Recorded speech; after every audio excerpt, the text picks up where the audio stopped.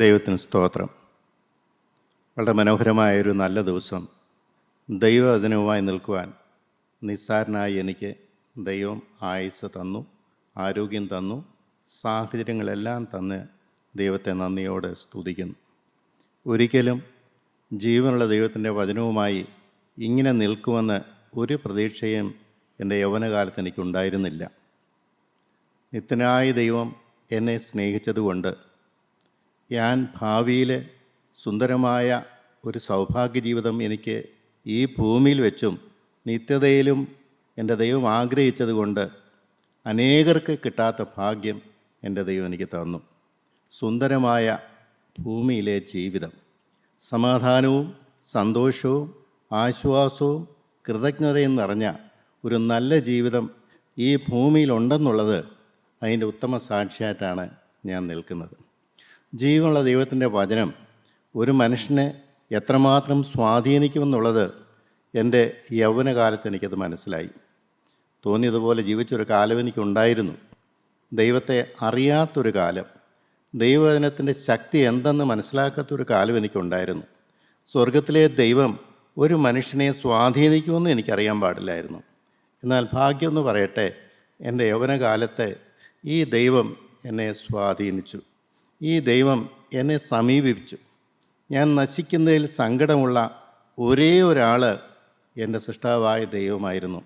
കർത്താവായ യേശു ക്രിസ്തു എന്നെ സമീപിച്ചിട്ട് പറഞ്ഞു, മകനെ, നീ നശിക്കണ്ട, നിനക്കൊരു നല്ല കാലം ഇവിടെയും നിത്യതയിൽ എൻ്റെ കൂടെ കഴിയാനുള്ള ഭാഗ്യം ഞാൻ നിനക്ക് തരാം. നീ ഒന്നും കൂടുതലായി ചെയ്യണ്ട, നിൻ്റെ ജീവിതം എനിക്ക് തന്നാൽ മതി. എനിക്കതൊട്ടും മനസ്സിലായിരുന്നില്ല അങ്ങനൊരു കാലം. ഒരു ദൈവം മനുഷ്യനെ വിളിക്കുവോ, ആ ദൈവം മനുഷ്യനോട് സംസാരിക്കുക, ഇതൊക്കെ എനിക്ക് വളരെ മനസ്സിലാകാത്തൊരു വിഷയമായിരുന്നു. എന്നാൽ ഭാഗ്യമെന്ന് പറയട്ടെ, അത് ദൈവത്തിൻ്റെ ശബ്ദമാണെന്ന് തിരിച്ചറിയാനുള്ള ഒരു വലിയ ഭാഗ്യം എനിക്ക് കിട്ടി. അനേക യൗവനക്കാരെ പുറം തിരിഞ്ഞു നിൽക്കുമ്പോൾ ഈ ദൈവവചനത്തിന് കീഴ്പ്പെടുവാനുള്ള ഭാഗ്യമാണ് ദൈവം എനിക്ക് തന്നത്. നിൻ്റെ ജീവിതം എനിക്ക് തരിക എന്ന് പറഞ്ഞ ഒരു കാര്യം. ഈ ഭൂമിയിലെ ജീവിതം അത് മനുഷ്യനാണ് തീരുമാനിക്കേണ്ടത്. അത് സുന്ദരമാക്കണോ അതോ നാശയോഗ്യമാക്കണോ വേണ്ട എന്നുള്ളത്. ഈ ഭൂമിയിലെ സമാധാനത്തോടു കൂടി ജീവിക്കണോ അല്ല അസന്തുഷ്ടിയോടുകൂടി നിരാശയോടും ഭാരത്തോടും കൂടി ജീവിക്കണോ എന്ന് മനുഷ്യനാണ് തീരുമാനിക്കേണ്ടത്. സൗഭാഗ്യം കൊടുക്കുവാനും സ്വർഗരാജ്യത്തിൽ നിത്യതയുടെ അവകാശം കൊടുക്കുവാനും ദൈവത്തിന് ആഗ്രഹമുണ്ട്. എന്നാൽ മനുഷ്യനാണ് തീരുമാനിക്കേണ്ടത് അത് സ്വീകരിക്കണോ വേണ്ട എന്നുള്ളത്. അല്പനേരത്തെ ചിന്തയ്ക്ക് വേണ്ടി ഈ 1 പത്രോസിൻ്റെ ലേഖനം 1-ാം അധ്യായത്തിൻ്റെ 17-ാമത്തെ വാക്യം നമുക്ക് വായിക്കാം. 1 പത്രോസ് 1-ാം അധ്യായത്തിൻ്റെ 17-ാമത്തെ വാക്യം. മുഖപക്ഷം കൂടാതെ ഓരോരുത്തൻ്റെ പ്രവൃത്തിക്ക് തക്കവണ്ണം ന്യായം വിധിക്കുന്നവനെ നിങ്ങൾ പിതാവ് എന്ന് വിളിക്കുന്നുവെങ്കിൽ നിങ്ങളുടെ പ്രവാസകാലം ഭയത്തോടെ കഴിപ്പീൻ. അപ്പോസ്തലൻ പറയുന്നുവെന്ന് ഒരു കാലം, ഭൂമിയിലെ ഒരു ജീവിതം പ്രവാസകാലമെന്നാണ് പറയുന്നത്. ഈ പ്രവാസകാലം ഭയത്തോടെ കഴിപ്പാനായിട്ടാണ് നിർദ്ദേശം തന്നിരിക്കുന്നത്. പ്രിയപ്പെട്ടവരെ, അല്പകാലം ഈ ഭൂമിയിലെ ഒരു ജീവിതം നമുക്ക് ദൈവം തന്നിട്ടുണ്ട്. അത് എന്തിനാണെന്ന് പോലും അനേകർക്കും മനസ്സിലാകുന്നില്ല. ജനിച്ചു, ജീവിക്കുന്നു, ജീവിതം തീർക്കുന്നു. അത് എങ്ങനെയാണ് ആ ജീവിതം നയിക്കേണ്ടതെന്നോ അധികം പേർക്കും മനസ്സിലാകുന്നില്ല. ക്രിസ്ത്യാനികൾ പോലും പല ആചാര അനുഷ്ഠാനങ്ങളിൽ തൃപ്തിപ്പെട്ടുകൊണ്ട് അവരുടേതായ ജീവിത പെരുമാറ്റ ശൈലിയിൽ അവരെ വിശ്വസിച്ചുകൊണ്ട് മുന്നോട്ട് പോകുമ്പോൾ ഈ ദൈവത്തെ തിരിച്ചറിയാതെ ദൈവം ഒരുക്കിയ വലിയ രക്ഷയെക്കുറിച്ച് യാതൊരു ബോധവുമില്ലാതെ ഈ ഭൂമിയിലെ ജീവിതം ജീവിച്ച് തീർക്കുകയാണ് ചെയ്യുന്നത്. എന്നാൽ അപ്പോസ്തലൻ പറയുന്നൊരു കാര്യമുണ്ട്, ഈ ഒരു പ്രവാസകാലം, അല്പകാലത്തെ ഭൂമിയിലെ ജീവിതം ഭയഭക്തിയോടുകൂടെ ജീവിക്കണമെന്ന്. നമുക്കറിയാം, നമ്മുടെ പിതാക്കന്മാർ ജീവിച്ച കാലം നമുക്കറിയാം. ഈ അബ്രഹാം കൂടാരവാസിയായിരുന്നു. അബ്രഹാമിനെക്കുറിച്ച് പറയുന്ന അബ്രഹാം വലിയ സമ്പന്നനായിരുന്ന, അനേക ദാസ്യദാസന്മാരും മൃഗങ്ങളുമുള്ള വലിയ സമ്പത്തുള്ള മനുഷ്യനായിരുന്നു. അബ്രഹാമിന് ഇന്നത്തെ കാലം പോലെ ഒരു നല്ല വീട് വെച്ച് താമസിക്കാൻ ഒരു പ്രയാസം ഉണ്ടായിരുന്നില്ല. ആരോടും ചോദിക്കേണ്ട ആവശ്യവുമില്ലായിരുന്നു. തന്നെത്താൻ തോന്നാമായിരുന്നു ഒരു നല്ല വീട് വെക്കുന്നതിന് ഒരു തടസ്സവും ഉണ്ടായിരുന്നില്ല. പക്ഷെ ഒരിക്കലും അബ്രഹാം അങ്ങനെ ചിന്തിച്ചില്ല. ഞാൻ പലപ്പോഴും ചിന്തിക്കാറുണ്ട്, എന്തുകൊണ്ടാണ് അബ്രഹാം അങ്ങനെ ഒരു ഭവനം പണിയാതിരുന്നത്? അബ്രഹാമിനെക്കുറിച്ച് പറയുന്നത് പല സ്ഥലത്ത് പറഞ്ഞത് കൂടാരവാസിയാണ്. നിത്യനായ ദൈവം തമ്പുരാൻ അബ്രാമിനെ സന്ദർശിക്കുമ്പോൾ കൂടാരത്തിന് മുമ്പിൽ ഒരു മരച്ചുവട്ടിലിരിക്കുന്നതായിട്ടൊക്കെ കാണുന്നുണ്ട്. പ്രിയപ്പെട്ടവരെ, കൂടാരങ്ങളിൽ സാറ അവിടെ മറിഞ്ഞിരുന്നതായിട്ടും കേൾക്കുന്നുണ്ട്.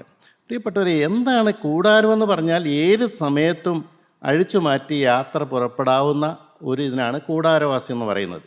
പെർമനൻറ്റ് റെസിഡൻസ് ഇല്ല, സ്ഥായിയായിട്ട് ഒരിടത്ത് തന്നെ താമസിക്കുന്നില്ല. അബ്രാമിനുണ്ടായിരുന്ന കാഴ്ചപ്പാട്, ദൈവം എന്നെ വിളിച്ച് വേർതിരിച്ചു.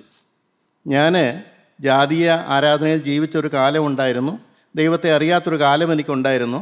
ആ കാലത്തിൽ നിന്ന് നീ സകലതും വിട്ട് പുറപ്പെടാൻ എന്നോട് ആവശ്യപ്പെട്ട ആ ദൈവം എന്നോട് പറയാതെ ഒരിക്കലും സ്ഥിരമായിട്ട് ഒരു സ്ഥലത്ത് ഞാൻ താമസിക്കില്ലെന്ന് അബ്രഹാം തീരുമാനിച്ച് കാണാം. ഏതായാലും അബ്രഹാം ഒരു കൂടാരവാസിയായിരുന്നു. കാരണം ഇവിടെ പെർമനൻ്റായിട്ട് സ്ഥിരമായി താമസിക്കാനുള്ളതല്ല ജീവിതമെന്ന് അബ്രഹാമിന് വ്യക്തമായിട്ട് മനസ്സിലായി. ഒരു കൂടാരവാസിയായിട്ട് അബ്രഹാം ജീവിച്ചു. നമുക്കറിയാം, ആ വിശ്വാസികളുടെ പറ്റി എബ്രായ ലേഖനത്തിൽ 15-ാം അധ്യായത്തിൽ പറയുമ്പോഴും അവർ പറയുന്നുണ്ട്, അന്യരും പരദേശികളുമായിട്ട് ഈ ഭൂമിയിൽ അവർ ജീവിച്ചുവെന്ന്. ഈ ഭൂമിയോട് പറ്റിച്ചേരാതെ, ഭൂമിയുടെ സുഖസൗകര്യങ്ങളിൽ ആകർഷകരാകാതെ അവർ അന്യരായിട്ട് ഈ ഭൂമിയിൽ ജീവിച്ചു. പരദേശികളായിട്ട് ഈ ഭൂമിയിൽ ജീവിച്ചു. പരദേശി എന്ന് പറഞ്ഞാൽ ഒരു സ്ഥലത്ത് വന്നു പാർക്കുക, താൽക്കാലികമായിട്ട് വന്നു പാർക്കുക, അതാണ് പരദേശി എന്ന് പറയുന്നത്. അവർ ആ വിശ്വാസ വീരന്മാരെല്ലാം തന്നെ അവർ ഈ ഭൂമിയിലെ ജീവിതം, ഈ ഭൂമിയിൽ ഞങ്ങൾ അന്യരാണ്, ഞങ്ങൾ ഈ ദേശക്കാരല്ല, ഞങ്ങൾ ഈ ദേശം വിട്ട് പോകാനുള്ളവരാണ്, ഞങ്ങൾ പരദേശ പ്രയാണക്കാരാണ് എന്നുള്ള ബോധ്യം വരെ ഭരിച്ചു. ഒരിക്കലും അവർ ഭൂമിയോട് അറ്റാച്ച്ഡ് ആയിരുന്നില്ല. ഭൂമി അവർക്കൊരു വിഷയമേ ആയിരുന്നില്ല. നമ്മൾ യാക്കോബിനോട് ഫറവോൻ ചോദിക്കുന്നുണ്ട്, എത്ര വയസ്സായും ചോദിക്കുമ്പോൾ പറയുന്നൊരു വാക്ക്, എൻ്റെ പരദേശ പ്രയാണത്തിൻ്റെ കാലം 130 സംവത്സരം അന്ന് പറയുന്നുണ്ട്. അപ്പം യാക്കോബിനെയും വ്യക്തമായിട്ട് അറിയാം, ഞാൻ ഇവിടെ കുറച്ചു കാലം ജീവിക്കാനുള്ള മനുഷ്യനാണ്, അത് കഴിയുമ്പോൾ എനിക്ക് സുന്ദരമായൊരു ജീവിതം ദൈവം എനിക്ക് ഒരുക്കിയിട്ടുണ്ട്. ആ വാക്ക് വളരെ പ്രധാനപ്പെട്ട കാര്യമാണ്, എൻ്റെ പരദേശ പ്രയാണത്തിൻ്റെ കാലം. ദൈവത്തിന് സ്തോത്രം. ഞാൻ അത്ഭുതപ്പെടാറുണ്ട്, എങ്ങനെ അവർക്കിതൊക്കെ കിട്ടി. ദൈവത്തിന് സ്തോത്രം. ഈ യോബ് പറയുന്നുണ്ട്, ഈ ജീവിതകാലം ഒരു നിഴൽ പോലെയാണ്, ആയുഷ്കാലം പെട്ടെന്ന് തീർന്നു പോകുന്നതാണ്, എൻ്റെ ജീവൻ ഒരു ശ്വാസമാണെന്ന് പറയുന്നുണ്ട്. ജീവിതകാലം വളരെ ചുരുക്കമാണ്, അത് വേഗം തീർന്നു പോകുന്നൊക്കെ യോബ് പറയുന്നുണ്ട്. നമ്മുടെ പഴയ പിതാക്കന്മാർ അവർക്ക് കിട്ടിയിരുന്ന കാഴ്ചപ്പാടിൽ അവർ എത്രമാത്രം വിശ്വാസത്തിൽ ഉറച്ചു നിന്നു എന്നുള്ളത് നമുക്ക് എവിടെ നിന്ന് മനസ്സിലാക്കാം. എൻ്റെ പ്രിയപ്പെട്ടവരെ, നിങ്ങളൊന്ന് മനസ്സിലാക്കണം, നമുക്ക് ദൈവം ഒരു ചെറിയ ആയുസ് തന്നിട്ടുണ്ട്. ഇത്രത്തോളം ഈ ഭൂമിയിൽ ആയുസ് ജീവിക്കാൻ ദൈവം കൃപ തന്നു. എന്നാൽ ഈ ആയുസ് എന്തിനാണ്? ദൈവം എന്നെ സൃഷ്ടിച്ചാക്കിയത് എന്തിനാണ്? ഈ ഭൂമിയിലെ ജീവിതത്തിൽ ഞാൻ എങ്ങനെയാണ് ജീവിക്കേണ്ടത്? ദൈവത്തെ പ്രസാദിപ്പിച്ച് ജീവിക്കാനുള്ള സൗഭാഗ്യം ഞാൻ ഉപയോഗിക്കുന്നുണ്ടോ? ദൈവഹിതപ്രകാരമാണോ ഞാൻ ഈ ഭൂമിയിൽ ജീവിക്കുന്നത്? ദൈവത്തിൻ്റെ വചനപ്രകാരമാണോ എൻ്റെ ജീവിതം ഞാൻ ക്രമീകരിച്ചിരിക്കുന്നത്? ദൈവം ഒരുക്കിയിരിക്കുന്ന ആത്മാവിൻ്റെ രക്ഷ ഞാൻ സ്വന്തമാക്കുന്നുണ്ടോ? സ്വന്തം പുത്രനെ ആദരിക്കാതെ നമ്മളെ എല്ലാവരെയും മാനിച്ചുകൊണ്ട് പുത്രനെ ക്രൂശിലേക്ക് വിട്ടതിൻ്റെ രഹസ്യം എന്താണ്? രക്ഷയെന്ന് പറയുന്ന ഒരു കാര്യം നാം അനുഭവമാക്കിയിട്ടുണ്ടോ? അതോ നമ്മൾ ഈ ലോക ജീവിതത്തിൻ്റെ തിരക്കിനിടയ്ക്ക് ഈ ആത്മാവിൻ്റെ കാര്യം മറന്നിട്ട് നമ്മൾ ഇവിടുത്തെ പ്രാരാബ്ദങ്ങളിൽ കഴിയുകയാണോ? എൻ്റെ പ്രിയപ്പെട്ടവരെ, നിങ്ങൾ ഓരോരുത്തരും ആലോചിച്ച് നോക്കിയേ. നമ്മൾ ഇത്രയും നാൾ ഈ ഭൂമിയിൽ ജീവിച്ചതുകൊണ്ട് എന്താണ് അതിൻ്റെ നെറ്റ് റിസൾട്ട്? എന്താണ്? സമാധാനമുണ്ടോ? സന്തോഷമുണ്ടോ? ആശ്വാസമുണ്ടോ? നമ്മളുടെ അടുത്തേക്ക് വരുന്നവർക്ക് നമുക്ക് എന്താണ് കൊടുക്കാനുള്ളത്? എനിക്കറിയാം, ഞാൻ അനേകരോട് സംസാരിക്കുമ്പോൾ അവരുടെ വായിൽ നിന്ന് വരുന്ന വാക്കുകളെല്ലാം ലോക കാര്യങ്ങളാണ്. എങ്ങനെ പണം സമ്പാദിക്കാം, എങ്ങനെ ജീവിത സൗകര്യങ്ങൾ കൂട്ടാം, എങ്ങനെ മക്കളെ നന്നായി പഠിപ്പിക്കാം, ഈ ലോകത്തിലെ അഭിവൃദ്ധിയും ഈ ലോകത്തിലെ കാര്യങ്ങളും മാത്രമാണ് അവരുടെ നാവിൽ നിന്ന് വരുന്നത്. ഞാൻ ചിന്തിക്കാറുണ്ട്, ഹൃദയം നിറഞ്ഞ് കവിയുന്നതല്ലോ വായ് സംസാരിക്കുന്നത്. ഹൃദയത്തിനകത്ത് നിറഞ്ഞു നിൽക്കുന്ന ആശയം എന്താണ്? എൻ്റെ ആത്മാവിൻ്റെ കാര്യമാണോ? കർത്താവായ യേശുക്രിസ്തു തന്ന രക്ഷ ഞാൻ സ്വന്തമാക്കുന്നുണ്ടോ? എൻ്റെ കടപ്പാട് യേശുവിനോടാണോ? എൻ്റെ സ്നേഹം യേശുവിനോടാണോ? യേശു പറഞ്ഞതനുസരിക്കുക എന്നുള്ളതാണോ എൻ്റെ ജീവിതത്തിൻ്റെ ലക്ഷ്യം? ഇന്ന് അനേകർക്ക് ഇതൊരു വിഷയമല്ല. അവർക്ക് സ്വന്തമായിട്ട് പല കാര്യങ്ങളും ന്യായീകരണം പറയാനുണ്ട്. പ്രാർത്ഥിക്കുന്നവരാണ്, അവർ ആചാരാനുഷ്ഠാനങ്ങൾ സംബന്ധിക്കുന്നവരാണ്, അല്ല കൂട്ടായ്മകൾക്ക് തന്നെ പോകുന്നവരാണ്, ആക്റ്റീവായിട്ട് ജോലി ചെയ്യുന്നവരാണ്, എല്ലാം ഉണ്ട്, ശരിയാണ്. പക്ഷേ ജീവിതത്തിൻ്റെ അന്തരാത്മാവിൻ്റെ ഉള്ളിൽ എന്താണ് ജീവിതത്തിൻ്റെ ലക്ഷ്യം? എൻ്റെ കടപ്പാട് ആരോടാണ്? എനിക്ക് രക്ഷ തന്നത് ആരാണ്? ഈ രക്ഷ ഈ ഭൂമി ജീവിക്കുന്ന കാലത്തൊരു അത്യാവശ്യമാണോ? ഈ രക്ഷ സ്വന്തമായി നേടിയെടുക്കാൻ പറ്റുന്നൊരു കാര്യമാണോ? ദൈവത്തിൻ്റെ കൃപയാണ്, ശരിയാണ്. പക്ഷേ മനുഷ്യനതിനോട് ഒരാഗ്രഹം പുലർത്തുന്നില്ലെങ്കിൽ, മനുഷ്യനതിനോട് താല്പര്യം കാണിക്കുന്നില്ലെങ്കിൽ, പ്രിയപ്പെട്ടവരെ, ആ രക്ഷയിൽ മുന്നോട്ട് നിലനിൽക്കാൻ സാധ്യമല്ല. നമുക്കറിയാം, ഒരു മാനസാന്തരം തന്നെ വളരെ പ്രയാസമുള്ള കാര്യമാണ്. ദൈവത്തിൻ്റെ കരുണയാണ്, കൃപയാണ്. ഞാൻ പറഞ്ഞില്ലേ, 22-ാമത്തെ വയസ്സിൽ തോന്നിവാസം നടന്ന മനുഷ്യനെ ഒരു മാനസാന്തരം ദൈവം തന്നു. ഞാൻ എന്നും നന്ദിയോടെ ഓർക്കുന്ന ഒരു കാര്യമാണ്. മാനസാന്തരം എത്ര വിലപിടിപ്പുള്ള കാര്യമാണ്. ഞങ്ങൾ 65 പേര് ഒരുമിച്ച് മാനസാന്തരപ്പെട്ടവരാണ്. ഇപ്പോൾ ഞങ്ങൾ 2 പേര് മാത്രമുണ്ട്. എന്തേ ബാക്കിയുള്ളവർ? അവർ പോയി, പ്രിയപ്പെട്ടവരെ. ലോകത്തിൻ്റെ പ്രതാപങ്ങളിലേക്ക് അവർ ഇറങ്ങിപ്പോയി. യേശുക്രിസ്തു അവർക്ക് വിലയുള്ളവരായിരുന്നില്ല. യേശു കൊടുത്ത രക്ഷ അവർക്ക് അല്പം പോലും വിലയുള്ളതായി തോന്നിയില്ല. അവർക്ക് ഈ ലോകത്തിൻ്റെ സ്വാധീനത്തിൽപ്പെട്ട് അവർ യേശുവിനെ വിട്ടിട്ട് പറന്നുപോയി. അങ്ങനെയുള്ള ഞാൻ എത്രമാത്രം ഭയത്തോടുകൂടെ ജീവിക്കണമെന്ന് ഞാൻ പലപ്പോഴും ചിന്തിക്കാറുണ്ട്. കർത്താവിനെ സ്നേഹിച്ചു.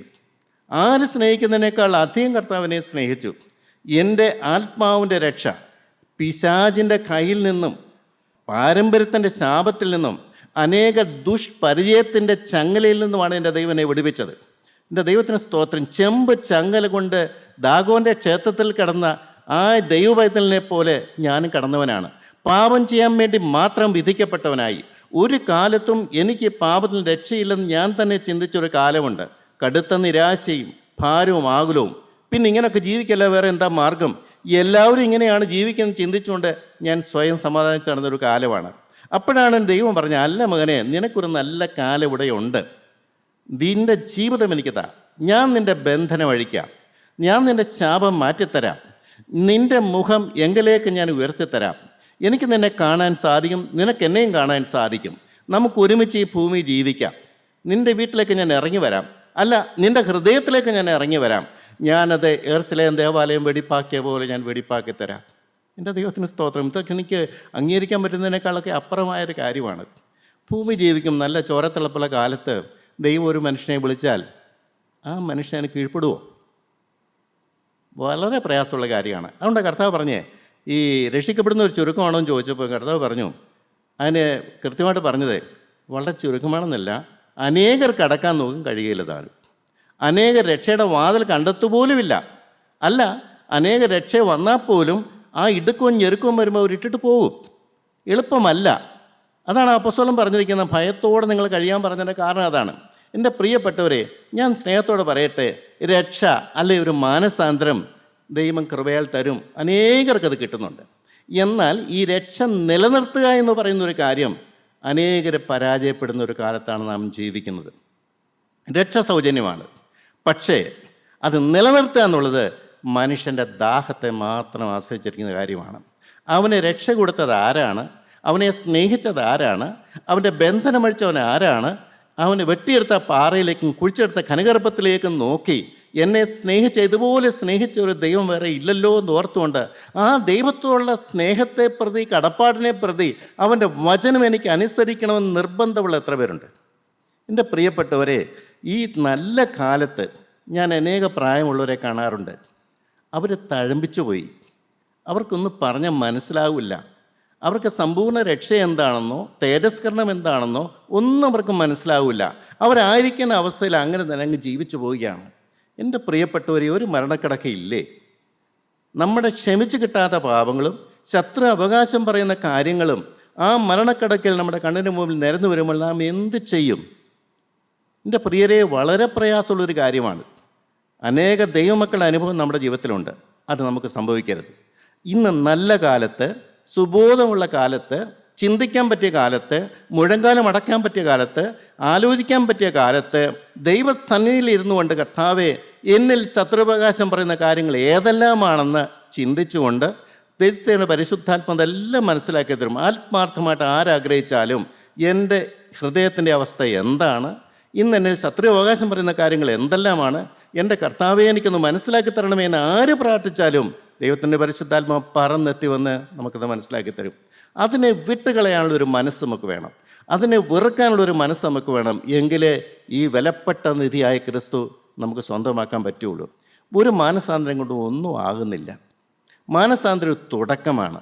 ആ ദൈവത്തിൻ്റെ പരിശുദ്ധാത്മാവ് ഹൃദയത്തിലേക്ക് വരുന്നത് എന്തിനാണെന്ന് ചോദിച്ചാൽ, ഒരു വലിയ സന്തോഷത്തിൻ്റെ ജീവിതമുണ്ട്, പാപം ചെയ്യാതെ ജീവിക്കാൻ പറ്റുന്ന ഒരു അനുഭവമുണ്ട്, സമാധാനത്തിൻ്റെ ഒരു ജീവിതമുണ്ട്, ആരോടും ഒരു ഇഷ്ടക്കുറവുമില്ലാതെ സ്നേഹത്തോടെ എല്ലാവരോടും ലോഹ്യമായിട്ട് ജീവിക്കാൻ പറ്റുന്ന ഒരു കാര്യമുണ്ട്, അനേകർ വീഴുന്ന സ്ഥലത്ത് എനിക്ക് വീഴാൻ നിൽക്കാൻ പറ്റും, അനേകരുടെ കണ്ണ് ഭൂമിയിലേക്ക് പോകുമ്പോൾ എനിക്ക് ഉയരത്തിലേക്ക് പോകാൻ പറ്റും, എപ്പോഴും സന്തോഷിപ്പീൻ, ഇടപെടാതെ പ്രാർത്ഥിപ്പീൻ, എല്ലാറ്റിനും സ്തോത്രം ചെയ്യുക എന്നുള്ള കാര്യം പ്രായോഗികമാണ്.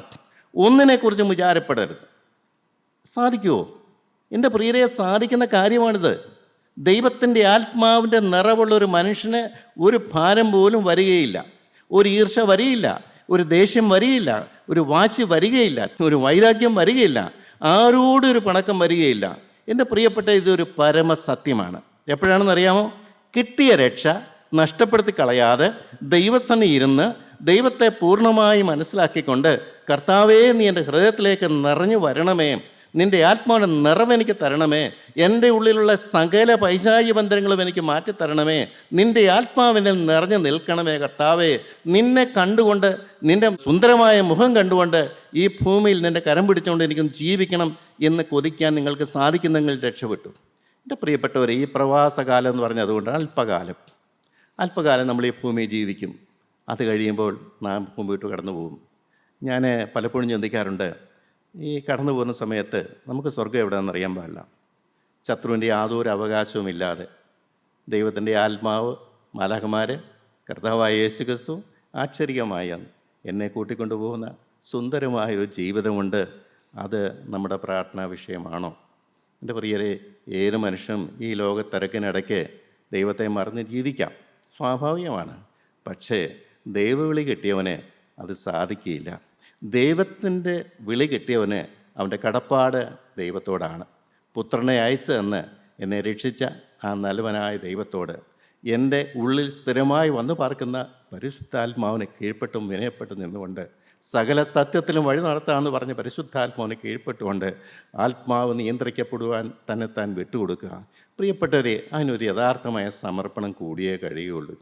ആർക്കായി സമർപ്പണം കൊടുക്കുന്നത്? എന്നെ വിളിച്ച ദൈവത്തിൻ്റെ സന്നിധിയിൽ, അവൻ്റെ സന്നിധിയിലേക്കാണ് എല്ലാം കൊണ്ട് കൊടുക്കുന്നത്.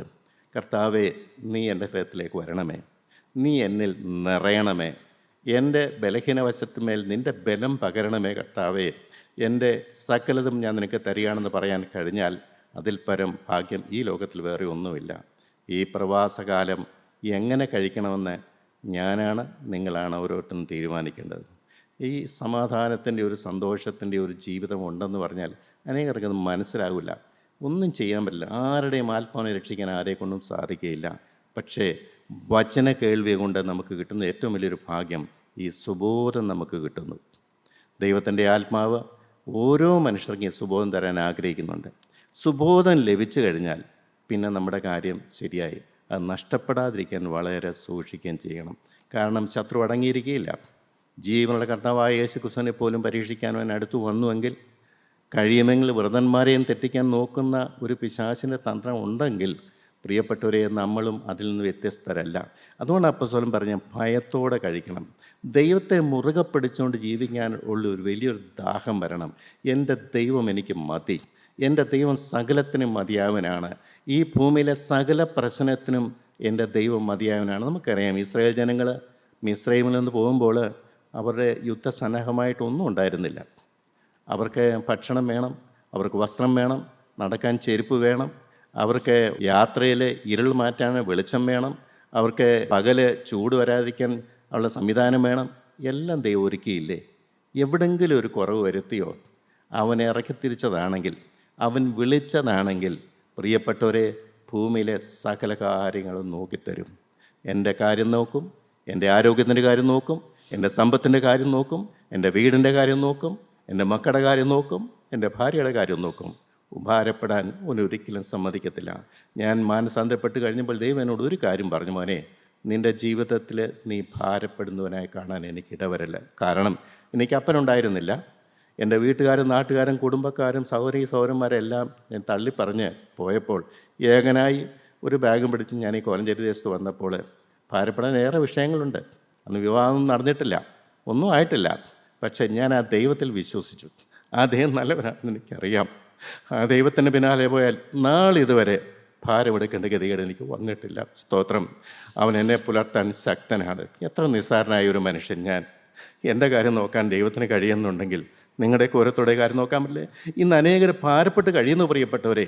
അനേകർ വേദനിച്ച് കഴിയുന്നു. ദൈവം ക്രൂരനാണെന്ന് പറയുന്നു.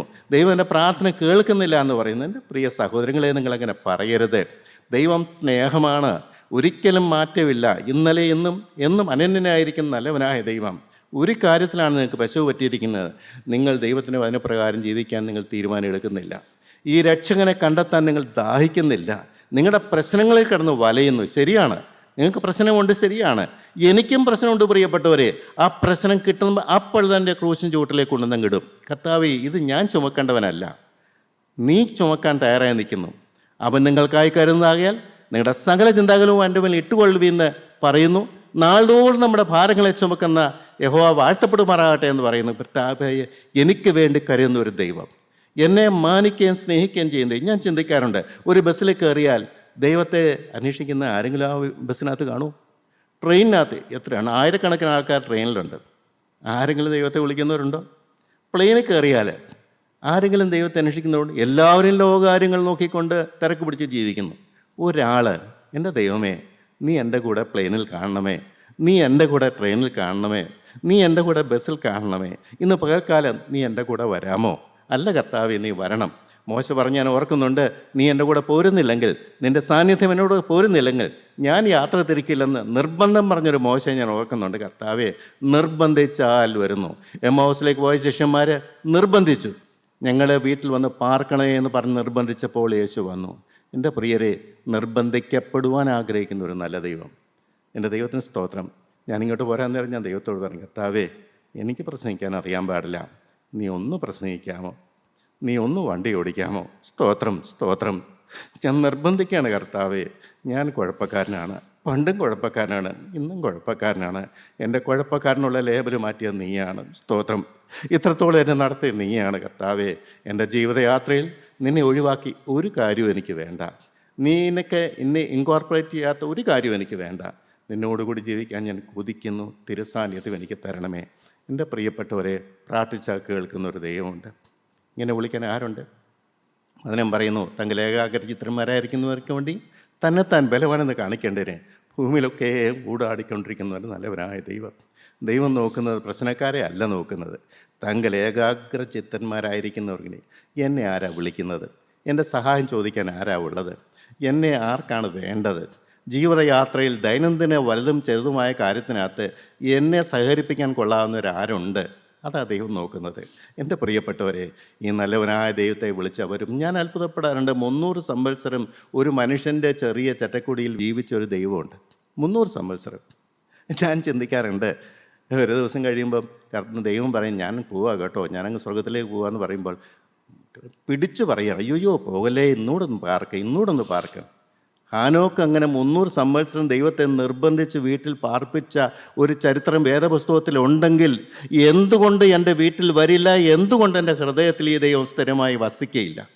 എൻ്റെ ദൈവത്തിന് സ്തോത്രം. അല്ല, ആ ദൈവമുള്ള വീട്, ദൈവം ഹൃദയത്തിൽ വസിക്കുന്ന വീടിനകത്ത് ഭാരം വരുമോ?